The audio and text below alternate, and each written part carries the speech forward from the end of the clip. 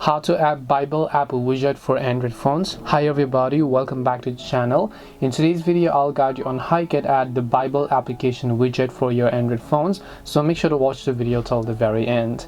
If you'd like to go ahead and then add a Bible app widget, first of all make sure you've downloaded the Bible application from your Play Store, right? So this is the Bible app and there are some widgets inside of it that I might want to add to my home screen right in this case. So I'm going to first of all make sure to sign into my account. Once I've done that, I'm just going to exit out of it.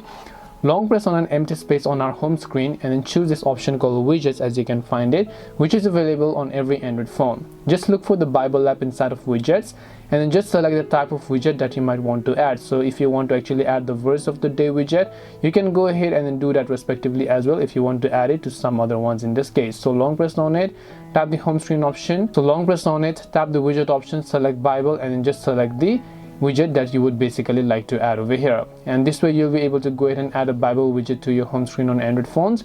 Hope this video was very helpful to you guys, and if it did help you, make sure to leave a like and subscribe to our channel. If you have got any questions, then feel free to leave them down. Thank you very much for watching till the end, and see you soon in the next video.